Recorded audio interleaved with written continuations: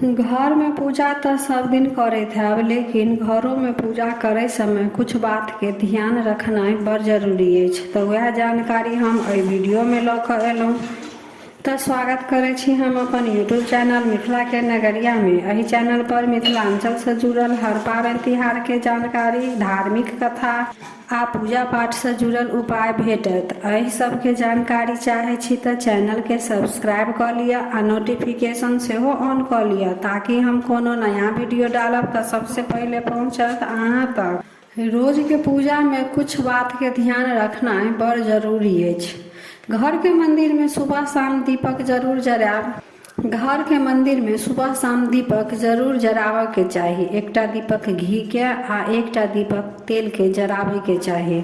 सूर्य, गणेश, दुर्गा आ विष्णु पंच देवता कहाइ अछि। हिनकर पूजा कोनो कार्य करे से पहले कयल जाइ अछि। रोज के पूजा में पंच देवता के ध्यान करे के चाही। एहि नियम से माँ लक्ष्मी के कृपा, सुख शांति आ सुख समृद्धि प्राप्त होइ अछि। बुध दिन आ रवि दिन पीपल के वृक्ष में जल नहीं चढ़ावे के चाही, कियाकि ओहि दिन पीपल के वृक्ष पर अलक्ष्मी के वास रहे अछि। पूजा आरती क लेला के बाद वह स्थान पर खड़ा भ क 3 या 5 परिक्रमा क ले के चाही। एहि सँ पूजा के पूरा पुण्य भेटत। तुलसी के पात बगैर स्नान केने नहीं तोड़े सकै छी। अगर बगैर स्नान केने तुलसी के पात तोड़े छी तो ओ भगवान के स्वीकार नहीं हैत आ पाप के भागीदार बनत।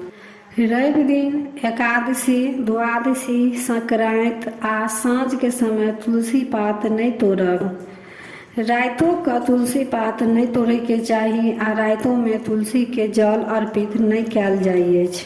शिव जी, गणेश जी आ भैरव जी के तुलसी पात अर्पित नहीं कयल जाइ अछि। शास्त्र के अनुसार शिव जी के प्रिय बेलपत्र 6 मास तक बासी नहीं मानल जाइया।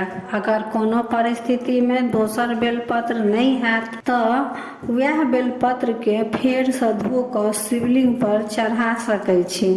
भगवान के आरती करे समय भगवान के चरण के 4 बेर, नाभि के 2 बेर आ मुख के 3 बेर आरती कयल जाइ अछि। तब भगवान के पूरा शरीर के 7 बेर आरती कऽ कऽ आरती संपन्न कयल जाइ अछि। माँ दुर्गा के दुर्बा नहीं चढ़ायल जाइ अछि। रिद्धि सिद्धि के दाता श्री गणेश जी के दुर्बा बड़ प्रिय अछि। बुध दिन क भगवान गणेश के दुर्बा जरूर अर्पित करब। सूर्य देव के शंख के जल से अर्घ्य नहीं दै के चाही। मंदिर और देवी देवता के मूर्ति या तस्वीर के सामने अपन पीठ घुमा कर नहीं बैठे के चाही। केतकी के फूल शिवलिंग पर नहीं चढ़ायल जाइ अछि।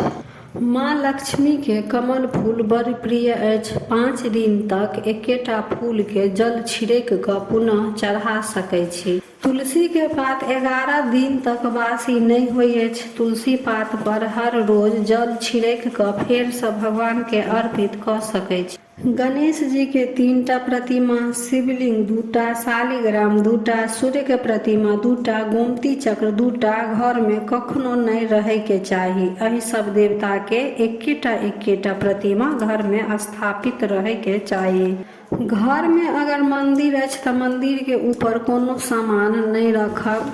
मंदिर के ऊपर हमेशा खाली रहे के चाही। मंदिर में पर्दा जरूर लगा कर राखब। जे पूजा करे समय हटा कर पूजा कऽ लेब आ फेर पर्दा मंदिर के गिरा कर राखब। मंदिर में अपन माता पिता या केकरो तस्वीर लगा कर नहीं रखे के चाही। विष्णु देव के 4, गणेश के 3, सूर्य के 7, दुर्गा के 1 आ शिव के आधा परिक्रमा होइ अछि।